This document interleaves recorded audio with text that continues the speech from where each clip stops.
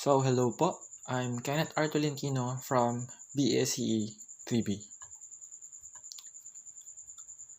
And my report is about CAAP Document 102, Uniform General Conditions of Contract for Private Construction, Section 1.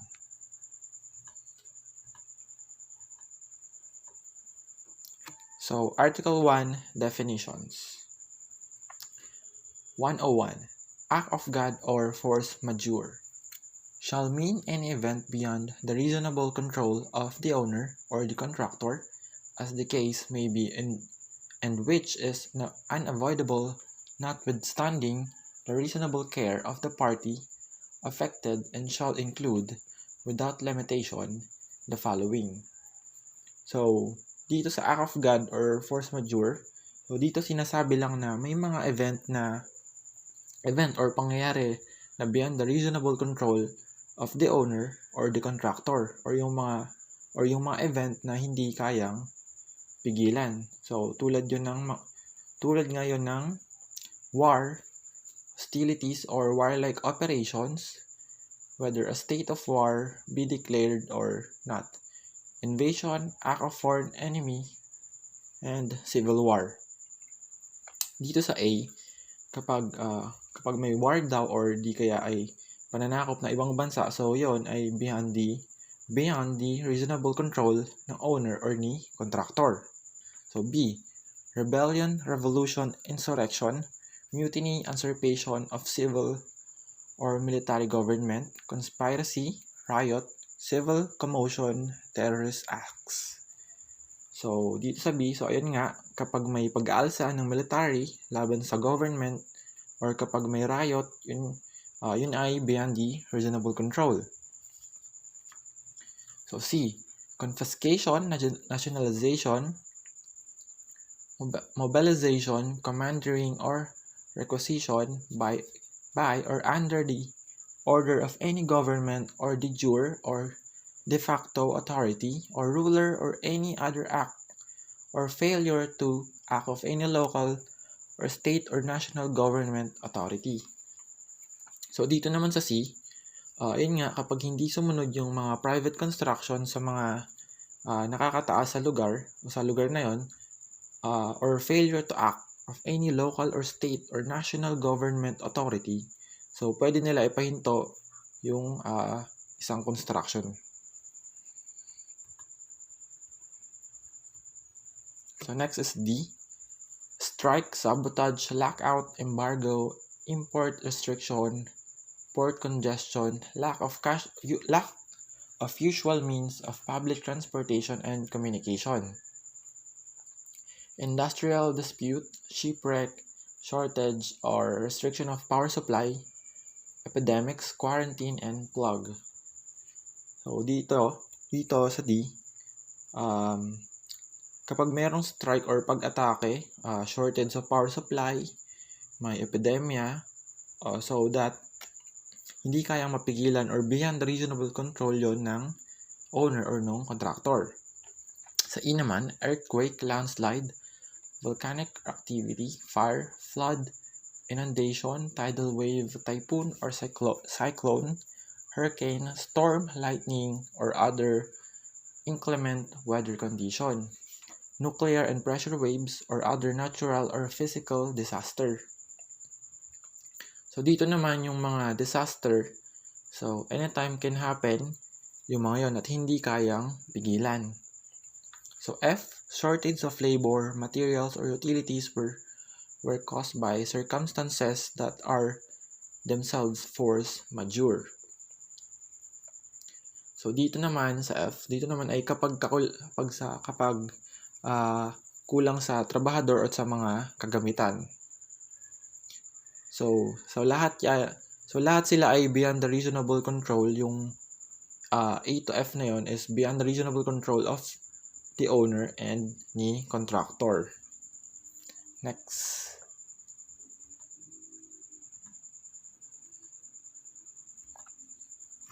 So next po is 102, advertisement or invitation to bid. Refers to the notice published by the owner or the invitation issued to prospective bidders, giving information as to the nature of the proposed project, conditions for the issuance of contract documents, date of bidding, and information that would give the contractor a general idea of the magnitude and extent of the project. So, dito naman sa advertisement or invitation card, so ito lang yung notice. So, ito yung notice, pwedeng advertisement or invitation na ginawa ng owner or nung magpapagawa ng isang project para malaman ng mga prospective bidders kung anong project ang gagawin at gaano ito kalaki. 103. Agreement is the term used to describe the agreement signed by the owner and the contractor, excluding the contract documents which are attached thereto. So, agreement. So, simple ang agreement ay isang permadong kasunduan between two party, which is the owner and si contractor. Next.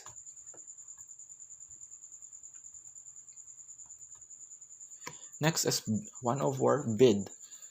Is the tender or proposal or quotation or offer of a bidder to perform the work described in the contract which in form and substance complies with the instruction to bidders.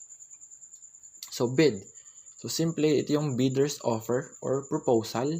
So, sa proposal na yun, magbibigay siya ng details about sa plano.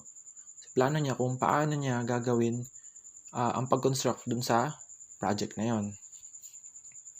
Next, 105, big bond. Bid bond refers to any acceptable form of bond accompanying the bid submitted by the bidder as a guarantee that the bidder will enter into the contract with the owner for the construction of the work if the contract is awarded to him. So, sa big bond, ito yung form na nagpo-provide ng guarantee na yung mananalong bidder will undertake the contract under the terms at which they bid. Next.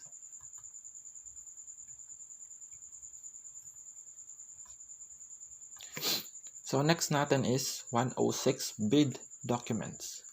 So, collectively refer to all documents provided or made available to prospective bidders, which include the invitation to bid and a copy of the contract which the winning bidders would be required to sign with the owner. So, yung documents na ito yung documents na naglalaman ng invitation sa mga bidder. At kasama din dito yung contract na pipirmahan ng mananalong bidder at ng owner. Next, 107, bid bulletin. It's a document containing additional information on bid documents issued to bidders before date of bidding. So, from the definition, ito yung documents na naglalaman ng additional infos ng bid documents at ibibigay sa mga bidder bago yung araw ng bidding. Next is 108, breakdown of work and corresponding value. It's a listing of the different parts of the work indicating each part and its corresponding value. So, from the word breakdown, so hahatiin mo sila or i-group sila into different parts indicating each part and its corresponding value para mas mapabilis yung trabaho. Next.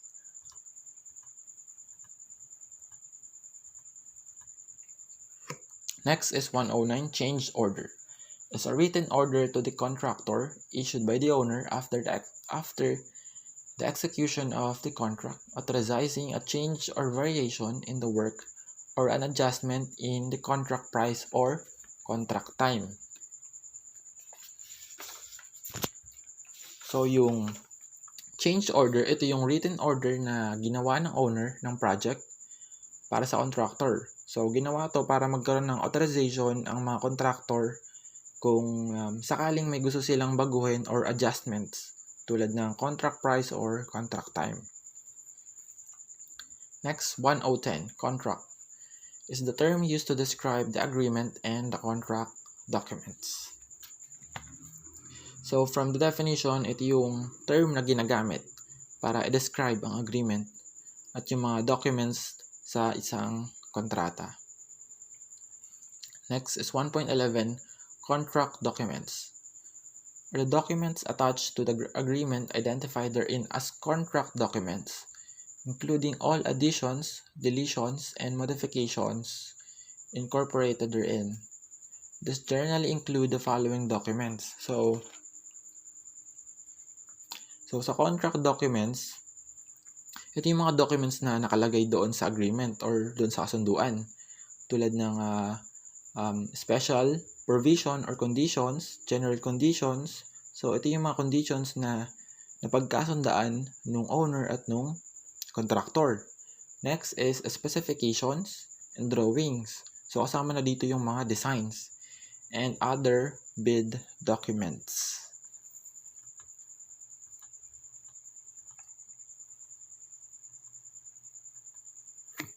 So next is 1.12, contract price. Is the amount in money or other consideration to be paid by the owner or the contractor for the execution of the work in accordance with the contract. So contract price. So ito yung halaga or presyo na dapat bayaran ni owner kay contractor kapalit ng execution ng work in accordance with the contract. 1.13, contractor. So, is the person or firm duly registered and licensed by the Philippine Contractors Accreditation Board whose proposal has been accepted and to whom was awarded the contract to execute the work. So, yung contractor, syempre sila yung nangontrata sa isang owner na magpapagawa ng isang project. And dapat ang contractor ay registered at licensed by the Philippine Contractors Accreditation Board. Next is cost. So means all expenditures properly incurred or to be incurred whether on or off the site, including overhead and other charges properly allocable thereto, but does not include any allowance for profit. So simply, yung cost, ito lang yung overall expenditures or expense na magagastos sa paggawa ng isang project. Next.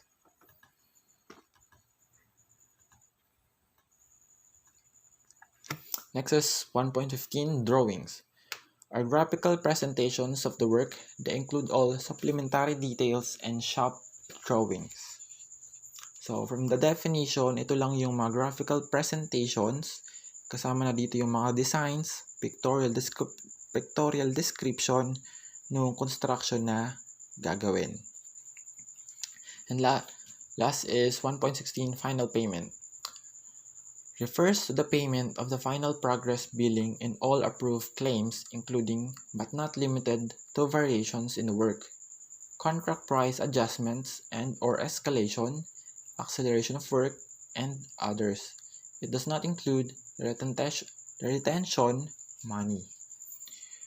So, final payment. So, ito yung final payment na ibibigay kay contractor on completion of the works described in the contract. So, yung remaining definitions po will be discussed by my partner in this report.